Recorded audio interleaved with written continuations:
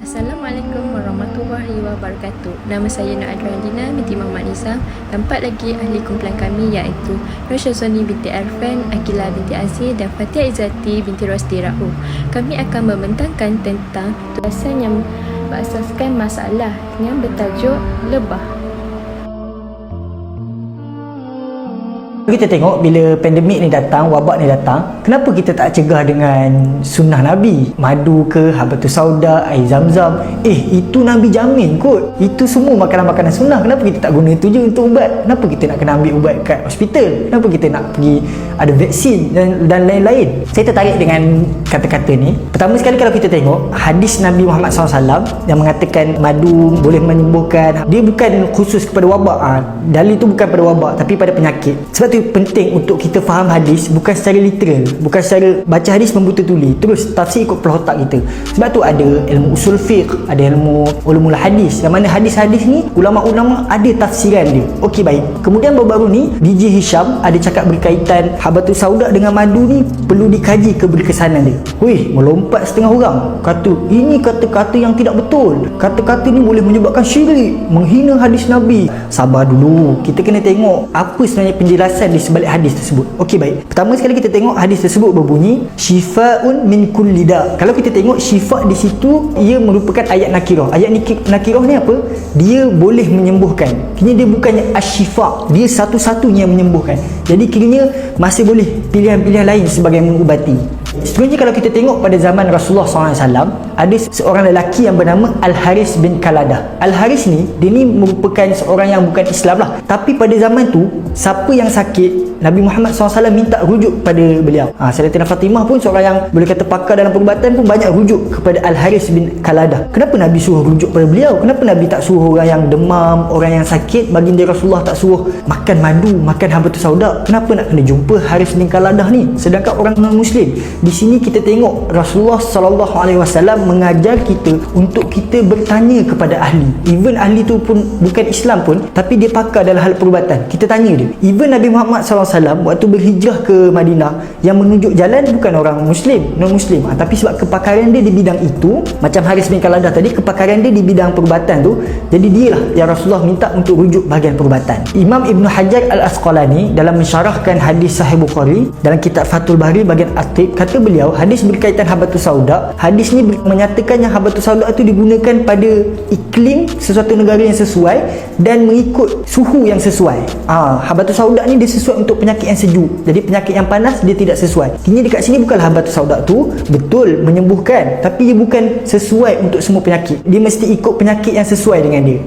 Okey, hadis berkaitan madu menyembuhkan juga betul. Saya bukan nak lawan hadis, betul hadis tu. Ulama juga mentafsirkan hadis berkaitan madu tu hadis yang menyembuhkan bukan semua penyakit, tapi kebanyakan penyakit. Jadi daripada kisah-kisah yang saya sampaikan, daripada perbahasan ulama berkaitan hadis, daripada kitab yang dikarang oleh Imam Ibn Hajar Al-Asqalani, kita tengok kenalah dengan apa yang dikatakan oleh DJ Hisham tadi. Perlukan kajian, penelitian tentang habatus sauda dengan madu. Kini kaji tu untuk apa? Kalau betul madu boleh digunakan, berapa kadar yang sesuai, berapa dos yang perlu diambil. Yelah, sekarang kalau diambil habatus sauda banyak-banyak, rupanya ada kecemanis, ada penyakit lain sebagai contoh. Tak itu menjadi fitnah pula kepada agama. Kita ni kalau tidak ada ilmu, kalau ilmu kita kurang, lebih baik kita mengaji, menuntut ilmu, tanya kepada yang pakar, berbanding daripada kita buat apa? Buat palatau. Janganlah buat palatau, bawa nama agama pula tu, berbahaya. Kisah lebah dalam Al-Quran. Lebah merupakan salah satu binatang yang Allah sebut di dalam kalamnya. Ini boleh dilihat pada surah An-Nahl ayat 68.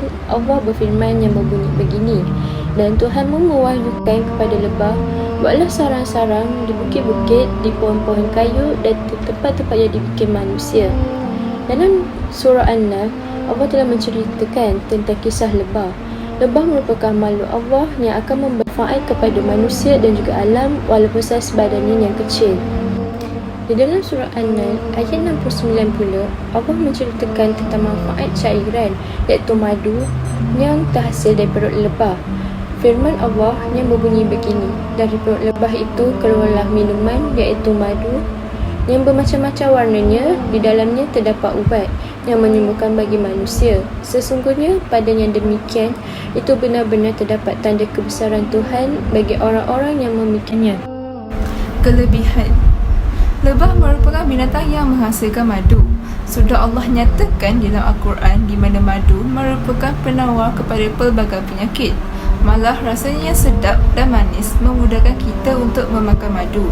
Antara khasiat madu adalah meningkatkan sel darah merah, melembabkan kulit dan menjadi penawar kepada masalah batuk. Di zaman serba moden ini, madu turut dijadikan bahan dalam produk-produk kecantikan. Hal ini kerana madu terbukti mengandungi dengan pelbagai vitamin dan khasiat untuk kegunaan luaran dan dalaman manusia. Makhluk Allah yang rajin dan bersungguhan. Allah SWT menciptakan lebah sebagai makhluk yang kecil, namun semangat dan kesungguhan ia bekerja cukuplah hebat. Seekor lebah mampu melawat sekurang-kurangnya 50,100 kuntung bunga dalam masa sehari. Jika dikira pada kumpulan lebah dari sarang yang sama, mereka boleh melawat 22,509 kuntung bunga hanya dalam masa sehari. Bayangkanlah bagaimana lebah bekerja. Kesungguhan mereka bekerja tiada tandingan dan mereka bergerak semua atas antara Allah. Di dalam 1 paung madu lebah ini perlu mencari 2 juta kuntung bunga. Subhanallah, lebah sememangnya ciptaan Allah yang hebat. Pernah anda terfikir bagaimana sekumpulan lebah mampu membina sarang yang menjadi bentuk hexagon? Ia sangat menarik dan mengagumkan. Lebah juga dikatakan hanya tidur sekejap untuk merehatkan diri. Kita sebagai manusia perlulah mengambil iktibar daripada kisah lebah ciptaan Allah yang setia, berdisiplin dan rela berkorban. Seperti mana madu yang dihasilkan oleh lebah sangat bermanfaat kepada manusia, begitulah juga diri kita hendaklah sentiasa memberi manfaat sesama insan lain. Kita disarankan menjadi insan yang baik dan tidak pernah menyakiti orang lain, seperti mana lebah yang tidak pernah merasakan apa-apa walaupun sekadar ranting pokok. Lebah merupakan binatang yang sopan dan penuh kesantunan dalam melayani apa sahaja yang ada di sekitarnya. Setiap sesuatu yang difirmankan Allah SWT dalam Al-Quran adalah petunjuk kepada kita untuk dijadikan panduan dan iktibar.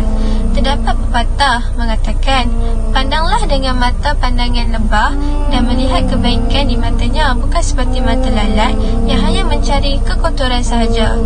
Ungkap ini tepat kerana lebah hanya mencari bunga yang indah sahaja untuk menghasilkan madu. Kebaikan dan keburukan. Mengapakah sengatan lebah berguna? Para saintis dalam bidang perubatan mengesahkan bahawa faedah racun lebah bagi manusia cukup besar. Bahan ini dibezakan oleh sifat penyembuh khusus ini, termasuk memelihara struktur tisu tulang, normalisasi degupan jantung, tindakan analgesik, antipasmodik dan antivirus, meningkatkan jumlah serotonin, kesan yang baik pada saluran darah, menurunkan tahap kolesterol, membersihkan darah, memuncakkan fungsi sistem pencernaan, menyingkirkan mikropatogen dan pengaktifan daya ketahanan badan. Seterusnya, tanda sengatan lebah. Sengatan lebah dibezakan oleh kehususan proses dengan tindak balas segera dari tubuh orang yang terkena. Terdapat tanda-tanda tertentu, iaitu sengatan yang dilepaskan yang menggali kulit dengan bantuan taki, kemerahan dan membengkakkan kawasan badan yang terjejas, sakit teruk secara tiba-tiba pada titik gigitan, bengkak teruk, manifestasi tindak balas alahan pada tahap yang berbeza-beza, serangga yang melepaskan sengatan mati. Madu lebah dari pandangan Islam. Dan Tuhanmu mewahyukan kepada lebah, buatlah sarang-sarang di bukit-bukit, di pohon-pohon kayu dan di tempat-tempat yang dibina oleh manusia. Kemudian, makanlah dari tiap-tiap jenis buah-buahan dan tempuhlah jalan Tuhanmu yang telah dimudahkan bagimu. Dari perut lebah itu keluar minuman yang dinamakan madu lebah, yang bermacam-macam warnanya. Di dalamnya terdapat ubat yang menyembuhkan bagi manusia. Sesungguhnya pada yang demikian itu benar-benar terdapat tanda kebesaran Tuhan bagi orang-orang yang berfikir. Itu sahaja daripada kumpulan kami. Sekian, terima kasih.